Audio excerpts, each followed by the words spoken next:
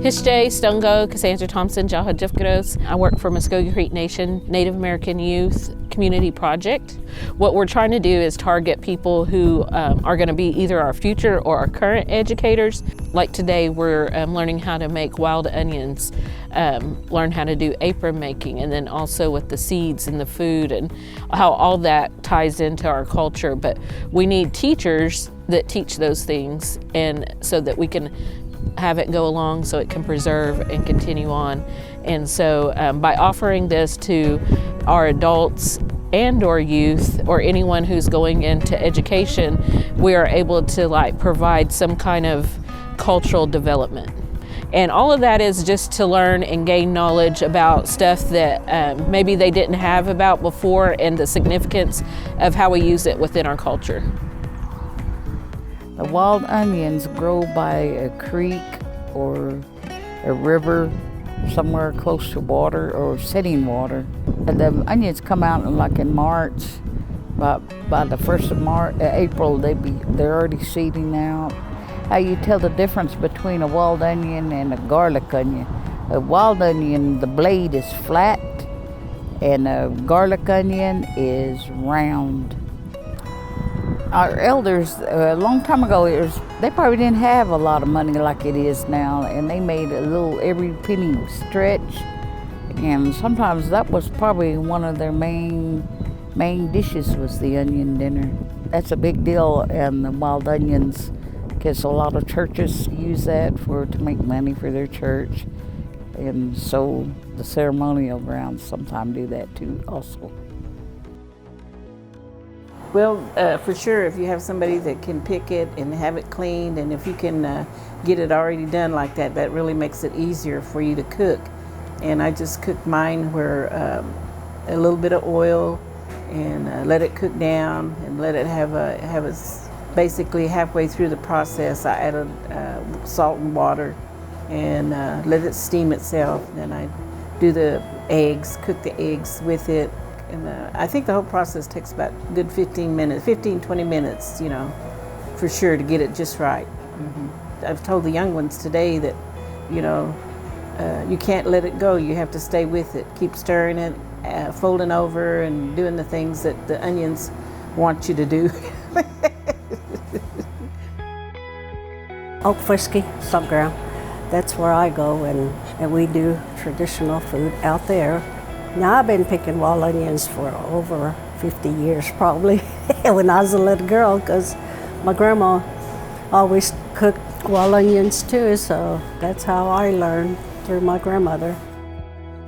Moment hier argit leju ma hi got moment is ma ga uploaded and domes hajom in the radi hajom he's a gidonga mungari no bogistom. Today our discussions was about the language and the importance of its continuity, and how we as citizens do what we can in order to promote that.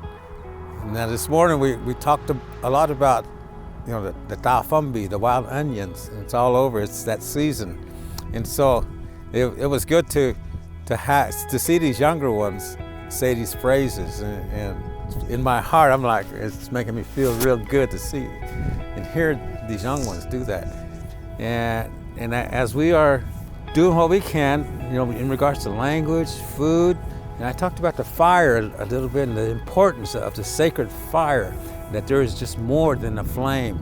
It's deeper than that. And this is why we have to take care of our minds, body, and spirits in times where we really need to have our ceremonies. But we got to be positive and let our people know that, hey, let's be happy, let's eat this good food, and understand that you are somebody, you are so important, that you are a million, billions of years in the making. Here you are right now standing with me here. We come from the ancient times in spirit, and our energies are coming together so that let's celebrate. I know I was telling the ladies today that the word for apron is opachka. And I don't know if a lot of them hear that word anymore, but that is the word for apron, opachka.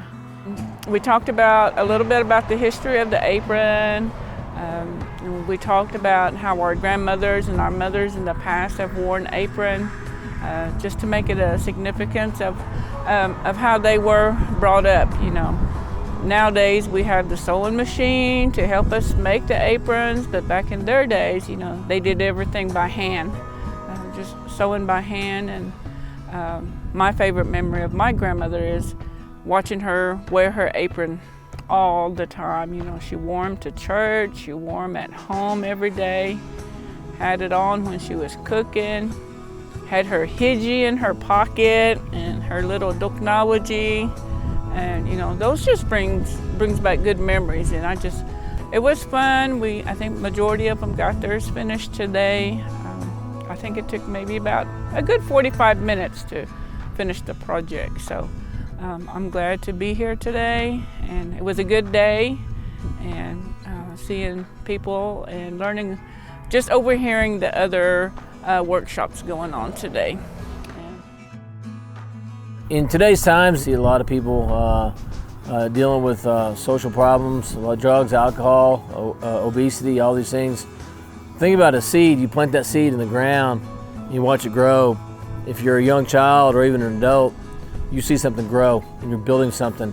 And that plant comes to full maturity, it's putting off its fruit, and you're picking and you're eating it, and it's basically giving you sustenance in life. I think the program here today provides exactly that. Hopefully we are planting the seeds now for future generations to continue to embrace the culture. Something that I hope that the volunteers and everyone takes with them is that the Muscogee Nation Department of Education is really trying to truly incorporate language and culture back into what we do. We've always been told our language is our identity, and so without that, who are we? So for us to have a staff and a department that truly believes in that preservation of our Muscogee language is huge. And so I hope that when they leave here today, they do see that the compassion that our staff has for that mission of saving our language, but as well as putting it into everyday practice and into things such as today. And of course, leaving everyone with a full stomach when they leave, because as Native people, we always want to feed people as our appreciation. And so hopefully that they show that, you know, we are making changes, positive changes throughout the Department of Education, as well as the Muscogee Creek Nation as a whole.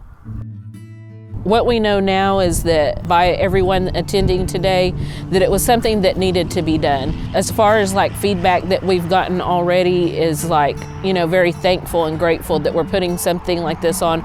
By carrying on and doing these things that we're doing at these cultural learning classes, we're able to maybe begin that process of making sure that in our families, they're taking care of each other in those cultural ways, with values, and even if it's just something as simple as sewing, cooking, those are things that we could do every day that connects us a little bit closer to our culture. But it's not just doing those things, but it's the way that we do them. And I think that that's what's most important when we're thinking about how we put culture into our everyday lives. We want to say Mado, thank you. Thank you to everyone that attended today. I hope you had fun, you took something from it, you enjoyed it, and we look forward to seeing you at the next one.